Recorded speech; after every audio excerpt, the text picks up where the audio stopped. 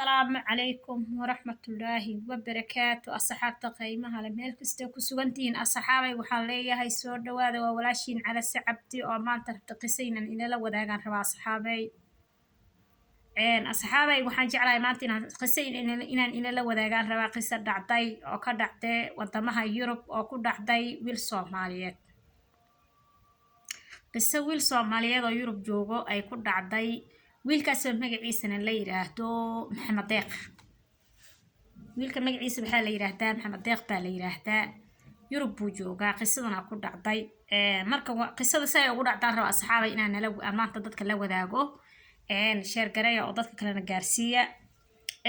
wiil Soomaaliyeed oo ka warrama weeye qisadaas say ku dhacday ina soo duceeyo dhahay qisa ku dhacday wiil Soomaaliyeed oo yurub jooga maxamed deeq la yiraahdo wuxuu ka tagay wiilkaas wuxuu yiraahday waxaan ka tagu yira dalkeena Soomaaliya waxaan tagu dhahay wadanka Yurub baan tagu dhahay waxaan ku tagu dhahay dadka tahriibka meelaha wax ku galo ahaa wuxuu yiri waxaan ismoodayuu dhahay marka hore markaan dalkeena Soomaaliya ka tagay nolosha Soomaali taalo nolol ka quruxsan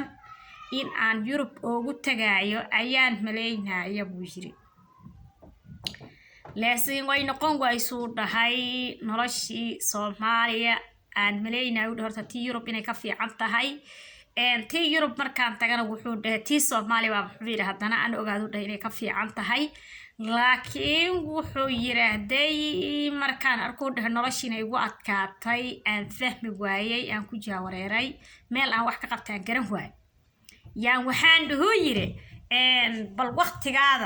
waqtiga waxaad ku dhadhaafsataa waxyaalo oo maaragtay macnaha macna bilaash sida wuxuu yiraahay baraha bulshada oo kale yaan waqti galiyay oo waqtiga ku dhaafsan isku dhadhaafin jiray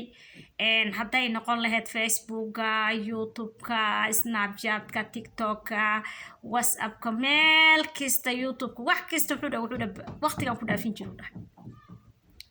haday hees noqon lahayd haday ambiirta ciyaarta noqon lahayd haday filmaan noqon lahayd haday wax kasta noqon lahayd wuxuu yiri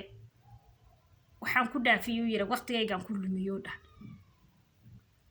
waqtigayga ayaan wuxuu yiraahdaa aan ku lumiyay marka wuxuu yiraahday maalinaha kamid anigoo wuxuu yiri intaan amin aroor toosay quraac yar samaystay quraacdi cunay waxaan dhaho yiri kasir mad yar seexatid oo jimna waan ciyaar jiray laakiin wuxuu yiri waxaan dhaho yiri inta dar quraacta mad kastoo yar seexatid baan isdhahay كيسير وحير أصحابي مركان وحده هردة يرد كل نقطي أو سرتيد اسكو كلا بحيي يا وحن صوت أصور ده أنا قام هذا حي حنون عيو أنا لا لبون عيو ما يا استغفر الله كيسير بانسيح دو ده كذا مركان قراع ده وحير كيسير بانسيح دو ده كيسير مركان سيح درا وحن ويره ما أنت مجالات ما تبحثت ما سوء عجب بحثت بان ده ويره مجالات ما أنت مالها سوء من مرت magaaladan u baxay biir magaaladan soo marmaray soo gurgureegay wuxuu yiri meelahan cabitaanyo kala dudugan aan soo cabay waqtiga wuxuu yiri qorraxda dhici rabta wax yar qabalka intuu dhicin ka hor aan u yiri markan xaafadaada isaga laabo guriga wuxuu yiri markaan wuxuu yiri soo laaft aan waxaan dareemoo madaxa inuu i xanuunayo aan la labo iyo madax xanuun dareemoo waan soo galbadu yiri gurigaan imaaday كانين حنو بابي سو حيرو غوريغا ياله ayaa laqay kadibna waan seexdo ay sariirtaas ku kala bixiyay haasdaan wuxuu yiri xanu baabi laqteed yar seexan wuxuu yiri xanuunka waa iiga sii daray wuxuu yiri waxaan isku arku yiri laba far badan waxaan arku yiri murug yaani kurbo qofayn yaani kurba hayso kale waa murugoonaya biray absi baqtin iyo murugaan dareemay madax xanuunka waa igu sii batay labadii waa igu sii badatay aan soo toosuu yiri yaani habeenkii waa seexan waayo xanuun dartiisana seexan waayo markaan kaniinka la qayno waxa isdahay yiri maanta dhanaad wareegaysa magaalada cabitaan kala dudugan waad soo cabtay magaalada aad soo wareegtaan kulay madax laga soo qabtay kaniinka hadaad laqto waa fiicnaan baa isdahay laakiin kaniinka wuxuu waxba uu ii qaban waaye habeenkii wuxuu hurda la'aan ay ku dhacday waan dhafray aroortii markay taan cararu dhahay isbitaal qaybta macnaha isbitaal yaanu cararu dhahay dhakhtar baan tagay waxaan u yiri war xanuunsanahay labo iyo cabsi iyo hurda la'aan iyo xanuun madaxa iyo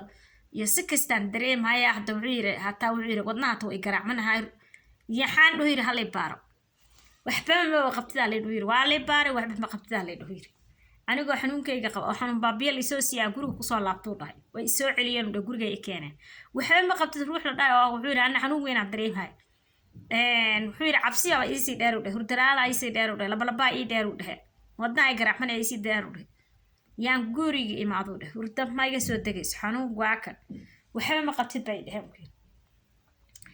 marka waan orday wuxuu yiri waxaan sameeyay u dhahay bal waan iska joogay haddana waxaan u yiri kuwan beenay sheegayina dhakhtar kale aad ku kalaan tagu yiri kii kalena sidii la mid ah ku kala ku ari shan isbitaal wuxuu yiri magaalada ku taala markaan tagay midkii shanaad aan waxaan tusuu yiri kubi kale waxay ugu baareen waxaan u yiri waxaan baaritaan lagu sameeyay xanuun baabiyo baan la isiin hayo waxba ma qabtid waa lileeyahay waana xanuunsan yahay baar baan u yiri wuxuu dhuu yiri war ku baarayo baaritaan uma baahnid waa lagu baaree xanuun hadaa qabto kuwaas kugu sheeg lahayn niyo xanuun kuma haaye xanuun baabisada yaay iska laqee orod buu dhuu yiri waan yaabay waan soo baxay wuxuu yiri safar baan aaday Yurubta meel kamid ah magaalo kale oo Yurubta dhaxdeeda ah ayaan safar u aado dhahay oo macnaha anaga magaalo kale magaalada aan joogan ahayn yaan aaday dhakhtar dartiisa aan u aado dhahdana xanuunkii aan la safru dhahay haddana waxay dhaheen buu yiri sidii la mid ah waxba ma qabtidaa la dhuu yiri waan soo laabtay haddana gurigaan ku soo laabtay way ii ahaan waa soo dhahay haddana xanuunku waa sii badanaa kor buu sii socdaa hurdalaanta way socotaa 8 beri bay ii maraysaa buu yiri intaas aan wuxuu yiri isbitaalkan taa waxa la dhuu yiri waxba ma qabtid xanuun baabiila la soo siinayaa wuxuu yiri waan buxuu yiri waxaan tagu dhahay waxaan u safruu dhahay Norway wadanka Norway aan u safruu dhahay Norway aan tagay dhakhtar baan u doontay dhakhtarkii markaan u tagay yaa dhakhtar waxaan la kulmoo dhahay yani macna aad xanuunka ugu taqalusisan oo baaritaanka aad ugu xeel dheer baan u tagay waxaan u yiri wax i haayay ma kasay bal dhakhtarow xanuunkan aan ku soo safray fiiri wuxuu dhahay waxaad qabtaa yiri xanuun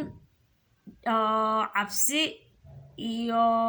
macnaha murugada iyo waxyaalaha wax kugu keenay madax xanuunka iyo hurdalaanta daawo waxaan ku siinaa oo macnaha uu shay xanuunku waxa qabtaa yiri yani ma qaan xanuun bu magaciisa shaagilka wuxuu yiri xanuun noocaas qabtaa xanuunka hurdalaanta laga qaado oo xanuun cabsida daawo xanuunka hadaa laqto cabsida badan ka tirtirayso madax xanuunka ka tirtirayso murugada ka tirtirayso hurdalaanta hurdo ku siinayso baan ku siinayaa xanuunkaas ana ku xanuun buu ii sheegay waxaas xanuun noocaas jirtaa oo daawooyinka loo cuno daawooyinka kala nooc ah ayuu isiiyo dhahay oo badan oo ii dhigay laq tii cabsida baabinaysa tii hurdada tii yani si kasta kor xanuunka wixii dhan uu ii soo qoro ani waxaaba isdhow yiri markan talow ma il dad baa ku gashay talow ma jin baa ku galay talow ma sixir baa ku haay ani dhana isku maqan waan wareersan yahay waan soo noqdo waxna iima soo kordhumay kaniinki waan iska laqaa waxna iima taro marka waxaan damcu dad inaan raadiyo sideedoo kale xanuunkan oo kale qabo ama waan ka bogsaday idhaho dad waxaan raadiyo adduunyada dad waxaan raadiyo dad raadsan iska gala ku marka waxaan xanuunkayga ruux qabo oo ku yeenaho maxay aheeday wuxuu yiri inanka wuxuu yiri xanuunkayga ruux qabo oo ida anu bari ugu dhaxay xanuunka ama waan ka bogsada ama way ihaya ya ruux qabar hada war xanuun nooca idin miinahay dad badan waxay ii sheegeen xanuunka in la qabo hurdalaanta cabsida iyo murugada leh kor xanuun madax xanuunka leh labalabada leh xanuunka dad badan inay dhahan anaga waan qabnaa kuwa qaar waxay dhaheen wiir anaga hurdo waan helnaa xanuunka waan qabnaa kuwa qaar waxay dhaheen wiir anagana hurdo la'aan buu naga dhigay waa runta kuwa qaar waxay dhaheen wiir cabsi ma qabno anaga yani hurdo la'aanta iyo xanuunka waan qabnaa kala nooc laakiin hal ruux waxaan waa wiiri waan ka bogsado way dhahan waa dadka kulli waxay u badan yihiin oo dhahay inay dhaheen xanuunka lagama bogsado waan qabnaa laakiin lagama bogsado daawo ma qabo dad baabay dhahay 20 sano qabnaa 15 sano qabnaa xanuunkan waa loo dhintaa ma ogiye macnaha waad cumrigaada ku dhamaysan ma daawo ma balha la dhawir markaas ay kurba ka koreyso cabsi ka koreyso yaa itaabto dhahay markan haddiiba la dhuhu yiri daawo ma leh oo waa waqtigaadaad ku dhamaysan lay dhehe waxaan dhuhu yiri markan culummadeeni Soomaaliyeed maad baartid ood ayaga YouTube-yada meel walba ka fiirisid bal xanuunkan inay ka hadlaan oo dhaqaatiirtan ayagu isku wax sheegaan bal ma raadis culummadii baan culummadeeni baan dhageystay muxaadaradoodii waxyaalaha ay xanuunka kaga hadlayaan waxyaalaha cudurrada waxan ay ka sheekaynayaan baan dhageystuu dheh aadna waxaan u dhageystuu yiri Sheekh Mustafa ayaan aad u dhageystuu dhahay wuxuu yiri ayagoo ka sheekaynaa xanuunka wixii aan dhageystay niyada kastoo i yar degtay qalbiga i yar degay markaan sheekooyinka dhageystay aadana wuxuu qalbiga i si yar degay waa niyada i degtay laakiin xanuunka waan dareemahay waa xanuunsay ma hurdi adi xanuunka inuu jiro way sheegeen culummada laakiin niyada qalbiga way i degtay murugadii badneed way iga xogaa wuxuu dhahay anoo murugaysanaya wuxuu dhahay laakiin qalbiga waa i dawo dhahay waxaan wax ilaahay keenay inuu yaho yaan ogaado marka oo markii wuxuu yiri horay oo intaas oo isbitaal maray hatta shaki waa galo dhahay inaan naftayda dilo aan ku fikiraayo dhahay marbal nolosha saanku ma fiicneen isdhaaf amise telefoon hadii la soo waco heer waxaan gaaru yiri inaan qabanay oo dadkii haday soo wacaan inaan ka qaban oo telefoonka dhaw ka fiiriyo hooyaday baa laga yaabaa yiri marmar inaan ka qabto ayagana kulaha markay Soomaali iga soo wacaan kulaha waan murugooni waan cabsani waxaan sidii ku yiri talo maxay ku dhiiraan talo maxay ku sheeg rabaan shaki bay galay mar waxaan isdii ku yeen war talo ayagana saataba lagu ma dhaay wuxuu yiri balaayan baa Soomaali laga sheegaa telefoonka inaan qabanin ama inaan ka baqado ama inay maxay sheeg rabaan dhaho hooyaday baa laga yaabaa uu dhahay si ilbiraqsina nooga qabto inta kale wuxuu telefoonka inaan ka fiiriyaa yiri ma qabto dadkii baan nacay yiri dadkii aan xudaa saxaabtaydan ka go'ay yiri jiimkii aan ka go'ay yiri nadaafadii baan ka go'ay yiri qabeeskii baan ka go'ay yiri waxaan ka go'ay yiri jiimkii wax karsashadii meelihii aan wareeg jiray aniga dhanbu waxaan noqday yiri qof guriga ku qufula dadka sheekadooda markay yimaadaan waan dhibsadaa ku yiri saasan dhawga fiiriyaa ku dadka inaan la hadlaa tamarrin ku ani dhanbu waa u shakaysan waa murugsay simba murugsay kulaha على كل حال ويلكي وحو يرى محمد ديق أنيقو أنت صادب مراي يا مركي تمحان قو أنسودوير والكلبو نفتاذا واد دي مطية ميل والبو نفتا ميل والبو يكولك شيء عافماد هيري ميسيدي بل قو قاضو قرآن إلهي إساسار عديكم قرآن إساسارو واختيكو قو أنسميسو وادي وحوير markaan wax sameeyo wiiga fishil manaawiir hadaan wax sameeyo isbitaal ag daawo ma soo helay dad la xiriir caafimaadka meesh daawadan caafimaadka xanuunka caafimaadkii lama helaan baali dhibkii nafti dhabba ka samruqay mar baan dabciir saacadan hadda muxuu yiri inaan isdilo hadana way ii ahaan waa soo dhahay markaan waxaan ku aansado dhahay inaan anigu quraan isa saaro oo salaadina guriga ku tukada haya masaajid ii dhow yaan ku soo tukado waxaan sameeyay wax alla wixii telefoon iyo laptop iyo TV inta waan iska fogeeyo dhahay meel baan iska dhigay telefoon iyo laptop iyo TV waxyaalaha aan wax ka fiirin jiray qadka